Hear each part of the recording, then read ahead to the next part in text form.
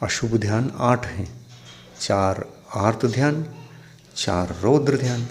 इन 8 में से कहाँ बैठता है देखो? निदान। आर्त ध्यान में बैठेगा। निदान यह आर्त ध्यान का अंग है। निदान बंध, निदान शल्य अलग है, निदान बंध अलग है। दोनों में फर्क तो है, क्या दोनों एक हैं? निदान शल्य में और निदान बंध में अंतर रहेगा क्या? नहीं रहेगा। परंतु निदान शल्य तक पहुंचने के लिए पहले निदान आर्त रूप ध्यान को करेगा क्या? नहीं करेगा। और निदान आर्त ध्यान तक पहुंचने के लिए अपने चित्त को भौतिक विषयों की ओर आकर्षित करना पड़ेगा क्या? नहीं पड़ेगा? पड़ेगा।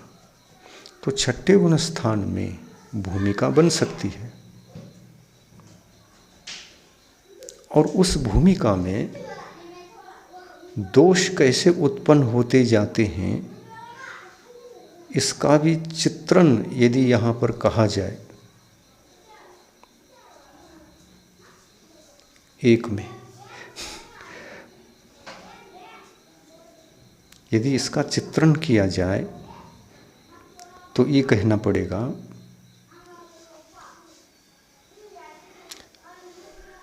दोष के 4 स्टेज हैं। कितने स्टेज हैं? 4। सबसे पहला दोष छोटा होता है, उसके ऊपर का दूसरा स्टेज वाला बड़ा होता है, उसके ऊपर वाला उससे बड़ा होता है, उसके ऊपर वाला उससे बड़ा होता है।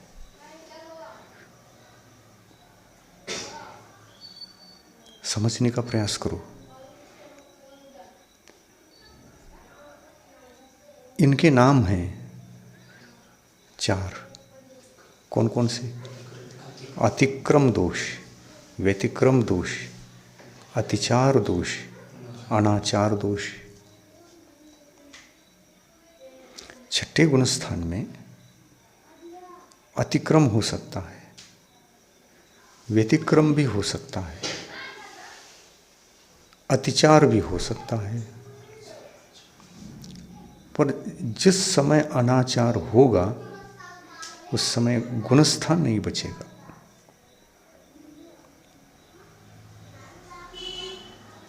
छठे गुणस्थान से नीचे नियम से गिरेगा, यानी गुणस्थान की रक्षा। छठे गुणस्थान संयम के गुणस्थान, भाव संयम के गुणस्थान की रक्षा कितने दोषों तक हो सकती है? 3। अतिक्रम, व्यतिक्रम, अतिचार।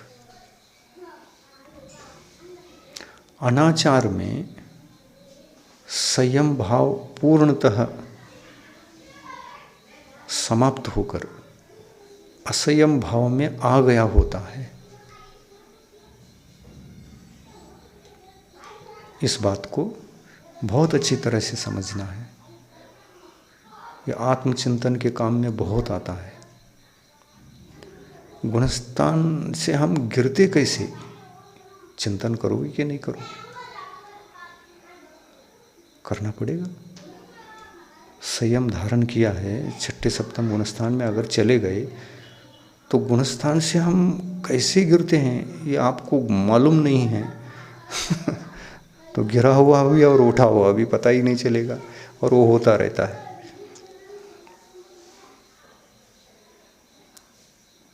और छठे से एक भी गुणस्थान नीचे आओगे तो 5वां हो गया।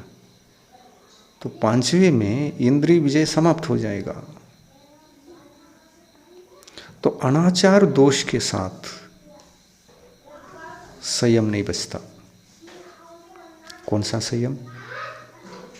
इंद्रिय संयम अथवा भाव संयम अथवा अंतरंग संयम।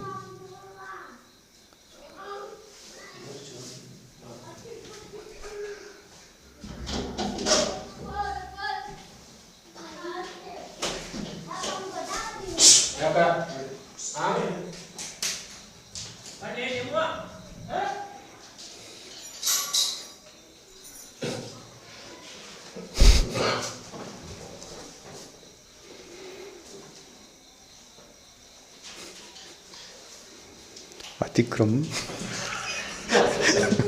व्यतिक्रम अतिचार से उल्लंघन हो रहा था।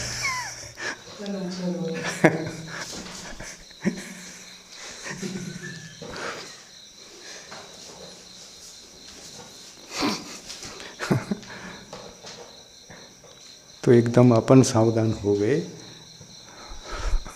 तो तीनों दोष।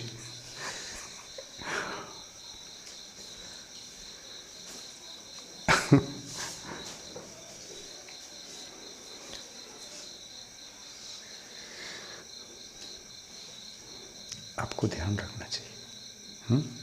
जरा भी आवाज आती है तो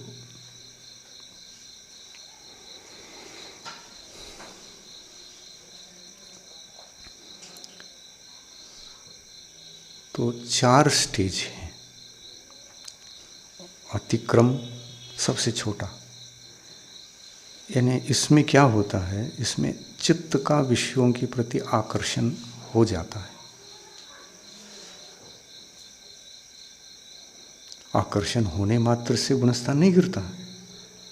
वो पहला वाला दोष भूमिका बनाता है, संयम के घात की भूमिका बनाता है। संयम में दोष लगा, पर कितना लगा? छोटा सा।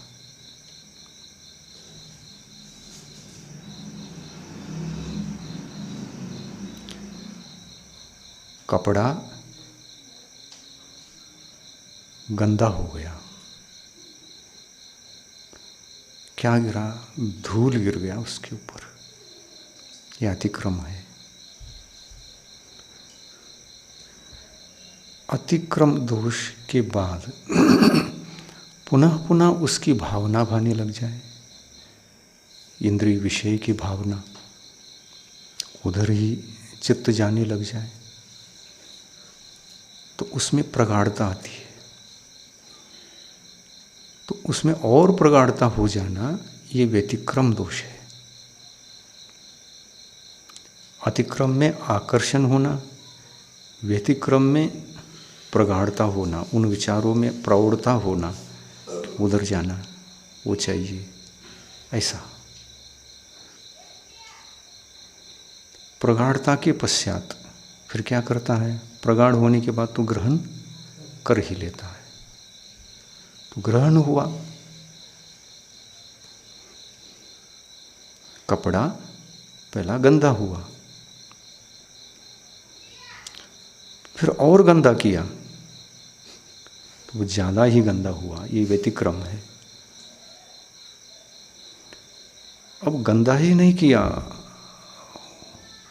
उसको एक जगह से फाड़ ही दिया, तो ये अतिचार हुआ। फाड़ ही नहीं दिया, पूरा ही फाड़ दिया, काम में ही ना आ सके ऐसा कर दिया, तो ये अनाचार हुआ। कपड़े तब तक पहनने में आता है जब तक वो तीनों स्टेज पार न कर दे। गंदा कपड़ा पहन सकते हैं, और बहुत गंदा उसको भी पहन सकते हैं, और थोड़ा फटा हुआ उसको भी पहन सकते हैं, पर चिंदी चिंदी पहन सकते हैं। ये अनाचार दोष है।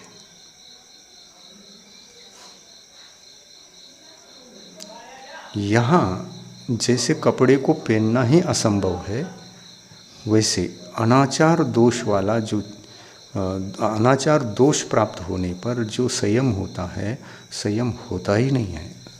संयम असंयम के रूप में कन्वर्ट हो गया होता है। वहाँ संयम ढूंढ नहीं सकते, अब कन्वर्ट हो गया असंयम में।